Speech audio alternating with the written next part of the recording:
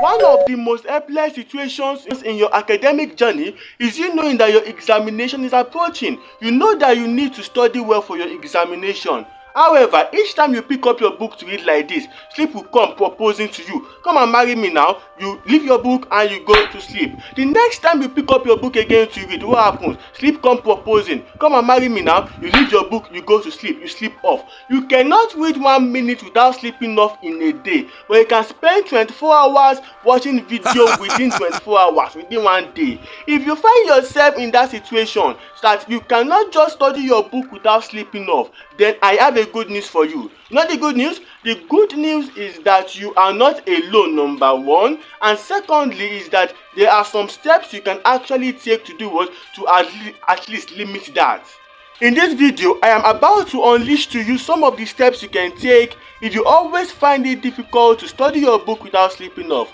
But before that, let me now welcome you at this point to this channel. If this is your first time, I am Evester Jace and a medical student of the University of Nigeria. On this channel, I always post amazing and educational videos. In order to be notified each time I drop my usual educational videos, kindly consider subscribing to this channel because you are really going to enjoy it. Alright, let's go back to what we were discussing. How can you study for a longer period of time without sleeping off? Okay, now let's start with the number 5th tip. The 5th tip I want to give you here is that you should try to study engaging subjects or your best subjects. Whenever we talk about an engaging subject, examples include subjects such as physics or even mathematics. Why? Whenever you are studying physics or mathematics, you do not just keep staring at your book. You engage your brain by solving, by calculating. Now, there is no way you will be calculating and at the same time sleeping. It's very difficult for you to be calculating at the same time sleeping because calculation is going to engage your brain. It involves your brain. Unlike if you are studying non-engaging subjects like biology, where you just need to be staring at your book and you just know when you sleep off. So the idea here is that whenever you lack that motivation to study, try and look for an engaging subject to do what? To study. But wait, calm down. You need to also understand that an engaging subject might not be your own best subject. For instance, although physics is engaging, it might be your Achilles heel. It might be that subject that you do not always love to solve, to study. And if you are studying a subject that you do not have affection for, what happens? In the long run, you just slip off. That was why I said that the idea here is to either study an engaging subject or you study your best subject. Once you are studying your best subject, you have that zeal, that motivation comes naturally. You want to know what is in the next page, okay? So even though if biology is not engaging, if it's your best subject, try and study your best subject whenever you feel that zero motivation to do what? To study. So either study your best subject or you study what? An engaging subject. That is the number 5th tip.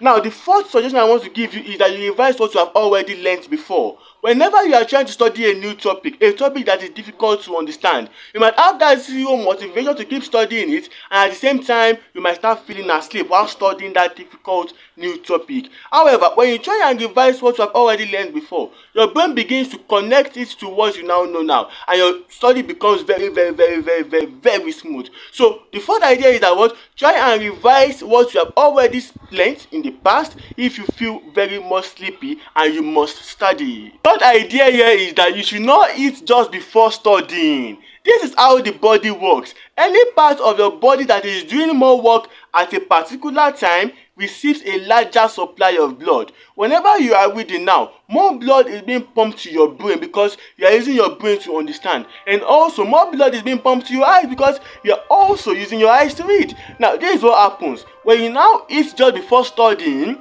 your body will now start sending more and more blood to your gastrointestinal tract. To your digestive tract. So, your body is now directing all its attention to what? To digesting that particular food. And little supply of blood is now given to the brain. What you just observe is that after eating, you just feel very tired, you feel very heavy. Your body is trying to digest the food you have eaten. You'll be like, well, let me just leave this particular book for now. Later I'm going to study it. If you leave it and you go to rest on your bed, what happens? Just forget that study at that particular point in time until the next morning. You just find yourself that, oh, it's already 5 a.m., 6 a.m. and I have not studied anything. So what is the idea here? The idea here is that do not eat heavily just before studying. If possible, do not eat just before studying. After eating, give yourself some time before studying so that there will be more pumping of blood to your brain. You get the point? Fine. Let's go to the second one now.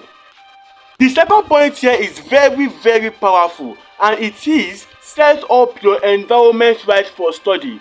If your environment is not right for study, if it is not conducive to study, what happens is that your study would not be efficient. For instance, do not try to study in a dark place, in a dark environment. Why? Whenever you are in a dark environment like this, there would be production of a particular hormone called what? Melatonin.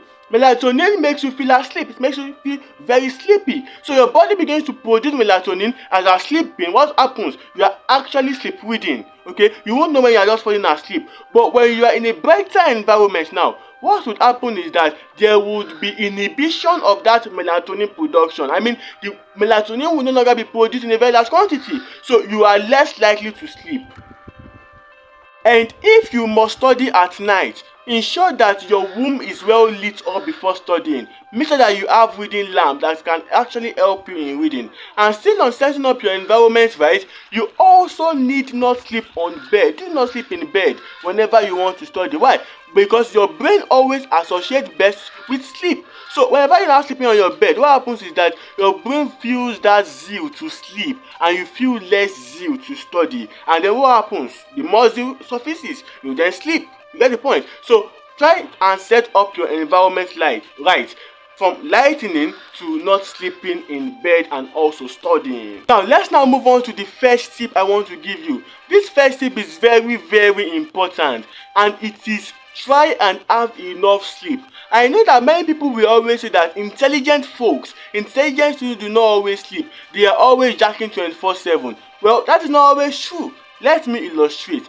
Imagine that there is this particular car whose owner always uses for, public transport. 5 a.m. the car is already in motion. 7 a.m. still in motion. 12 p.m. non-stop, this car is still in motion. This car keeps on working till 4 p.m. non-stop. This car keeps working till around 9 p.m. before it then stops for the whole day. So from 7 a.m. from 5 a.m. down till 9 p.m. what happens? This car is always working. The engines are always put to work, always active. There is no time for this particular car to relax. What would be the fate of this car sooner than later? What would happen is that in the long run, this car is going to collapse. That is the same thing that happens when you are always studying using your brain. Study itself is work, no doubt as regards that. Now, whenever you are now trying to study all the time, what happens is that you are always putting your brain to work. And if you do not give your brain the rest it requires, what happens? In no long time, your brain is also going to collapse. That is the fact. You can even suffer from dementia. So do not always study. Do not always study 24/7.